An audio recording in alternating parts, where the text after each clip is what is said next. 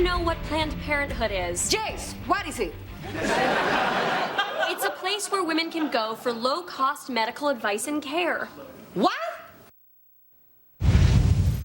Almost redundant phrasing, SNL's bad joke. Does anyone watch Saturday Night Live anymore? I really don't know many people who do. That, by the way, if you watch the clip in its entirety, I couldn't actually understand what the woman playing the Hispanic character was saying most of the time. It just wasn't very funny. However, Alicia Globe joins us from Campaign Life Coalition.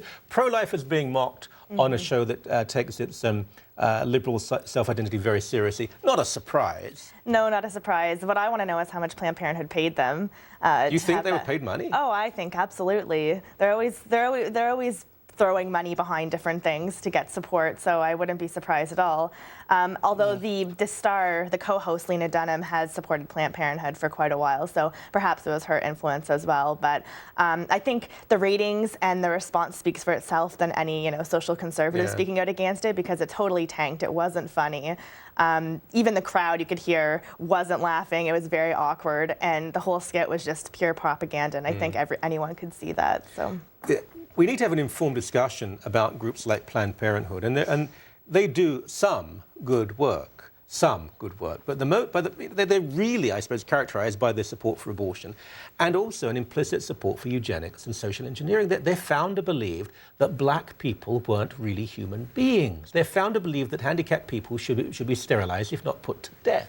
But, I mean, we can taltalk about these issues. And I mean, their founder, Margaret Sanger, was like that, but it continues on today because a group called Live Action with the leader Lila Rose goes undercover into the Planned Parenthood clinics, and they ask them, I'm underage, the person who I had sex with was, would you, I want to, do you do abortions purely based on race, based on gender, based on everything? They're all like, always yes. They never turn down an abortion. Was it Planned Parenthood that there was one clip where a person said, I want to give money to you, but only to abort black babies? Exactly. A white person, quite obviously, but only black. And they said, that's fine. They said, no problem whatsoever.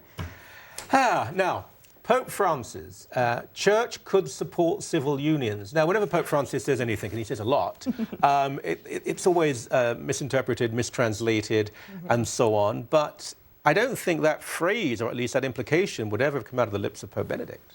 No, I don't think so, but I think obviously there's various ways that both popes deal with the media, and I think that Pope Benedict was very much like blanket statements, and Pope Francis is more into dialogue, and he wants to evangelize the world, and he's taking that very seriously. So he's saying things that don't close doors, but rather open them. And I think it's important to discuss because the Catholic Church is a moral compass of so many people, including Canadians. So it does matter when he says these things, and it does matter for us to actually know what he says instead of reading the CNN headlines or the CBC headlines, and to actually read the quotes themselves and not be misinterpreted. I agree, although in their defense, and I rarely come to the defense of some in mainstream media, he does say things that appear to say, yes, that there is room for this. No, if you read the subtext, well, it depends on the relationship and so on. But if you have to be responsible in what you say. And I do wonder if, yes, opening the door rather than closing it, but is he opening the door or just smashing down a wall and then wondering why people are in disarray and confusion?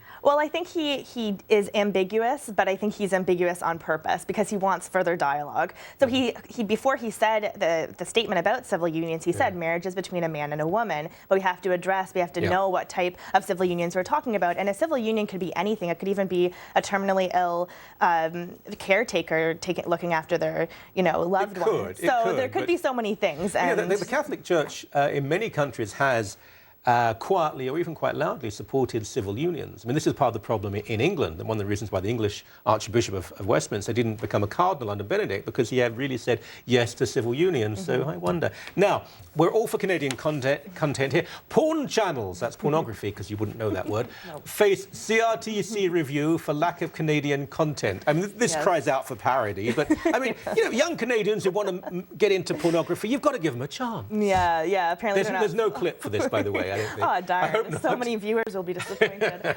But yeah, it said that they're not meeting the standards of 35% of their programs being but the thing that I thought was kind of more comical than that was they said that it wasn't meeting the standards of 90% of their programs being for the hearing impaired. They weren't loud enough. They weren't loud enough. They weren't. They didn't have the subtext, the subtitles, and I mean, I don't think people watch pornography for the biting commentary. So. Well, for the biting, perhaps. Yeah. Maybe not. There are so many puns we could make, I suppose, but we don't want to erect that story again. So. Oh no. You're terrible. Now,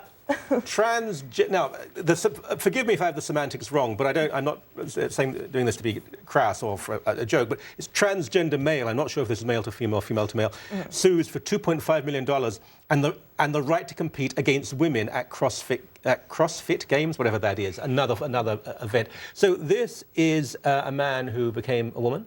It's a man who became a woman, right. Had this surgery, reassignment surgery, but still is biologically a man. Like, he still has the strength and the... She now. Sorry, she, yeah. Chloe, has, has all the biological of a man. So she's just as strong. You don't mean genitalia, you mean the physical I mean build. physical, that's right. Well, that's a valid point. I mean, even if you say it's woman now, you've had the surgery, you're a woman, if the woman still has the physiology of a man, it does seem a bit unfair to those women who've worked so hard to build to a certain standard. And this isn't the first time this happened in a mixed martial arts game about a year, I think it was in 2011. One of the contestants was female. They didn't know that she was actually born a man, and she knocked out her opponent in 39 seconds. Yeah. So this isn't the first time it's happened, and I like how the CrossFit organization is coming out saying this is just common sense. We're not being bigots, we're not being homophobic or transphobic or whatever the words that they are condemning them with. Yeah. I mean, this is an issue I'm still grappling with, I have to be honest with you. But I would think, and maybe I'm wrong, that a lot of people who are part of this community would agree and say, oh, come on, there must be some common sense here. I wonder if sometimes fanatics pick things up and run with them and destroy all the room for middle ground and moderation. As always, a great pleasure. And all the jokes you made about pornography, when you go back to the office, they're going to say, how dare you? Oh, no, they'll congratulate you. Thank you. Thank you.